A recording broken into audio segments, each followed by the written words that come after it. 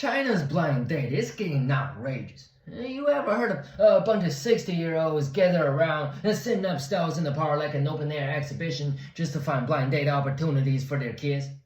They be exchanging informations and rating tiers like they're making serious business decisions.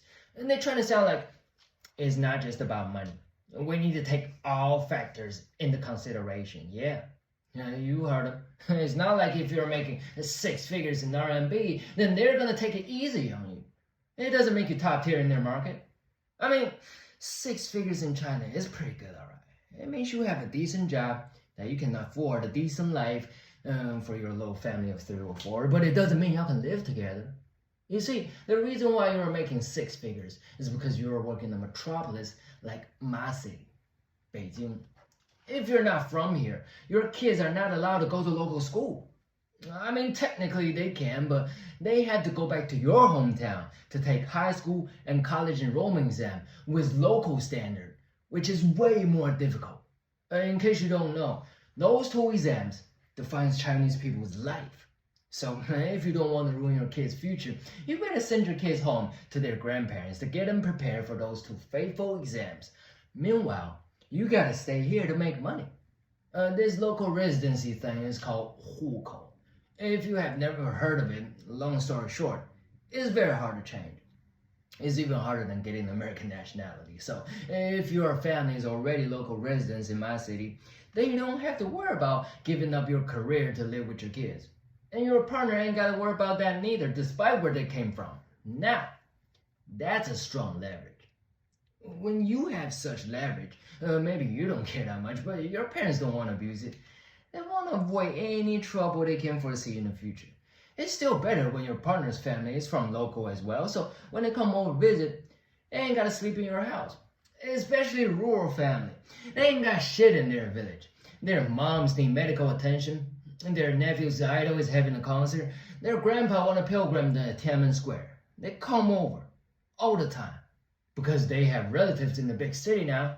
And when they come over, they bring everybody. Their aunties, their uncles, their cousins, and maybe some chicken. A lot. Apart from your region, higher education is a bragging right, symbolizes the success of parenting investment. 2 more properties allows for greater flexibility in living and financing. Matter of fact, your kids don't even need a job. If you have some extra properties in the big city, you're still a competitive candidate.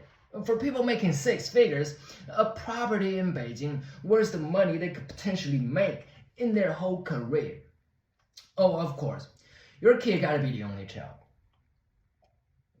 So after you're gone, nobody else will share your inheritance. While you're still alive, you got some pretty good pension and medical insurance to take care of yourself, and those are what makes you top tier.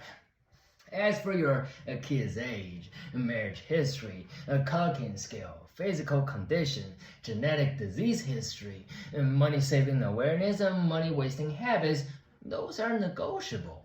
Depends on how many material boxes you have checked. Who cares if your daughter can cook or not, if I can eat out every day? So yeah, it's probably not just about money.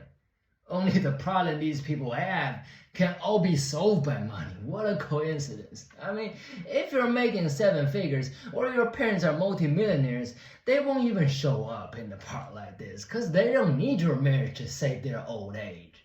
And they can take care of themselves when they're sick. They can afford better activities to pass their time. And most importantly, they don't believe they have so much control over somebody else's fate. That mentality is probably the reasons why y'all have more money than most people in the first place. Nobody with a common sense should believe selling kids like this is gonna help them find their better half.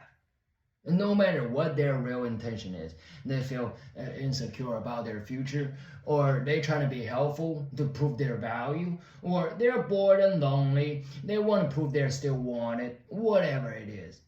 They ain't helping nobody, finding no love. The way they call it blind date is blasphemy. I know, some people are like, love only existed in fairy tale. This is reality, asshole. Okay. But let me ask you a question. Have you ever supported and guided your kids to find their love? I know the answer. No, you haven't. Instead, you discouraged them. You didn't even let them try. Now, when it comes to finding a material partner, you become hyperactive. It's just crazy China has so many hypocritical parents like this. And they still trying to label themselves as being responsible. Fucking disgusting.